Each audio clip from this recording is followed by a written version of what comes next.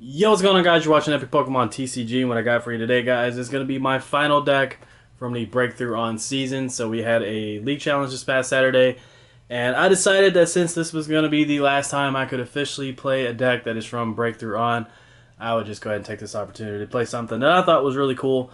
I saw this deck on the World stream on Friday, and I saw it a couple times, I think. But basically what I did was I watched one match where it was a mirror match, and it's going to be Buzzwole Garbodor. But is the baby Buzzwole Garbodor, the deck that basically doesn't run any GX Pokemon. And so I just kind of watched their match, and I really paid attention to what cards I saw on the deck and everything, and then I just threw it together. So if my numbers are just way off or something like that, that is why. But we're going to go ahead and start off the deck here, guys, with 4 baby Buzzwole. As you guys know, this has become one of the most popular cards in the game during this format. Has the attack Sledgehammer for 30, and then if your opponent has exactly 4 prize cards, its attack does 90 more damage. Now, yes, that does sound very situational, but when you think about the damage enhancers that you have, like Strong Energy, Diancie, and Choice Band, basically you're able to two-shot a lot of really popular GXs for just a single energy. And then whenever they knock it out, the most beneficial thing, of course, is, well, they only take 1 prize. And that is kind of like the theme of this deck, is you're forcing your opponent to take 6 prize cards. But it also has the attack swing around for 80, and then you flip 2 coins, and then it does 20 damage for each heads, excuse me, I almost said each energy. But yeah, so basically that is the one of the main attackers, I should say. Next up, we do have a 4/4 Garbodor with Trashalanche. I hope I said Trashalanche earlier. I probably said Garbodor. A lot of people were asking me about this deck because they weren't able to watch the World stream the day before, and I kept saying the Garbotox and Garbodor, so hopefully I didn't screw that up. Probably did, though. So we're running a 4/4 line of that. Basically, these are going to be the 2 Pokemon you're going to be attacking with. Buzzwole is kind of that Pokemon that can come in early game, put on a lot of pressure, and then, of course, the Trashalanche Garbodor can come in later on and just kind of finish up the game. Or you can just hit stuff for weakness and things like that, but Trashalanche Garbodor has Trashalanche, of course, obviously, for 20, and then it's 20 times for each item card in your opponent's discard pile. So, you know, there's a lot of stuff in the game like Choice Band, Field Blower, Ultra Ball, Nest Ball, all kinds of stuff. So basically, as the game progresses, you know, your opponent starts throwing down max elixirs and such. You know, you're going to get some extra damage out on the board.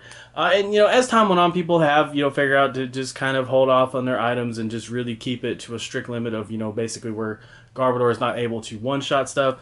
But still, nonetheless, you're able to crank out a decent amount of damage with these 2 Pokemon. And, of course, like I said, guys, the best thing about these 2 is that they only give up 1 prize when they're knocked out.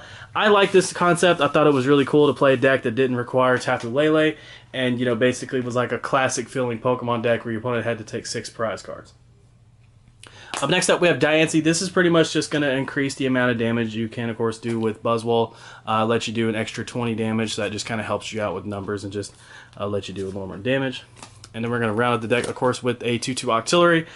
Since you don't run Tapu Lele, you're going to need a way to kind of draw cards to your deck, keep your hand size going, and, you know, just kind of draw cards from your deck, and that's why Octillery is going to be in here. On top of that, you can really utilize Brooklet Hill, which we will get to here in a little bit. So the supporters, I went off the best I could.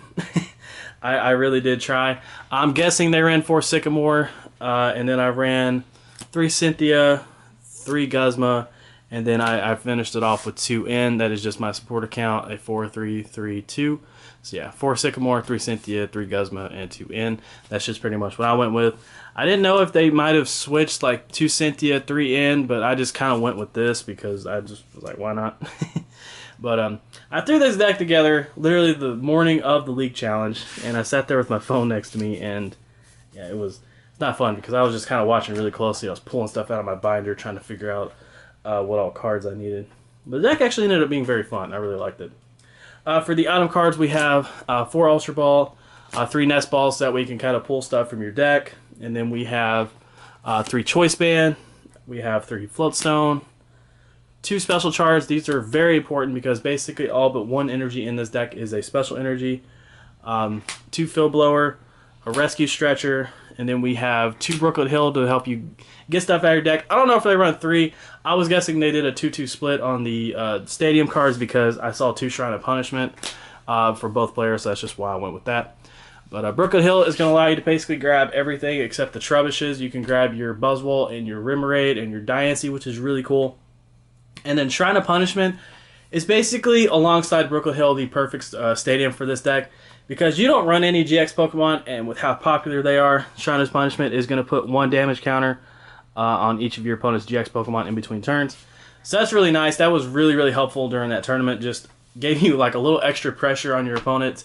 And, you know, to discard it, they had to either play another stadium or they had to play, or, you know, play a field blower and get another item card in their discard pile. So that means Trashalanche is going to be doing some more damage. But Shrine of Punishment, Brooklet Hill, just a fantastic combination. And this was just kind of my guesstimate on what they were playing. I saw one Rescue Stretcher from both players, I thought. I was guessing they played 2 Special Charge. And then I know for a fact I saw at least 3 Nest Ball, and I'm just going to guess they played 4 Ultra Ball.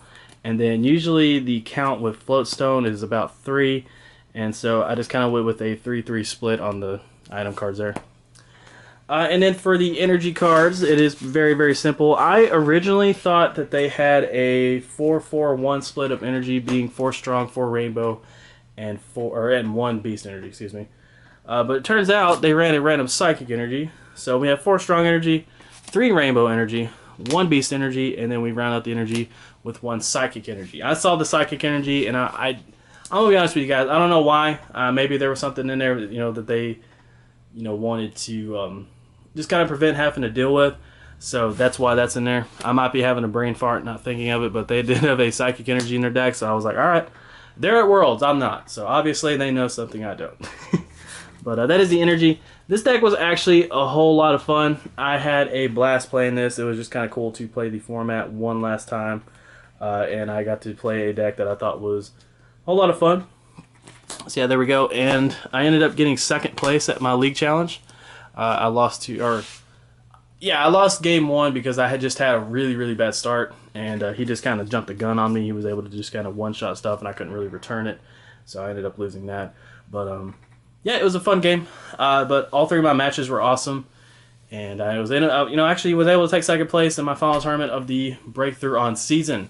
So yeah, now we're moving on to Sun and Moon On. So this is going to be the final deck profile that I cover for the Breakthrough on Season.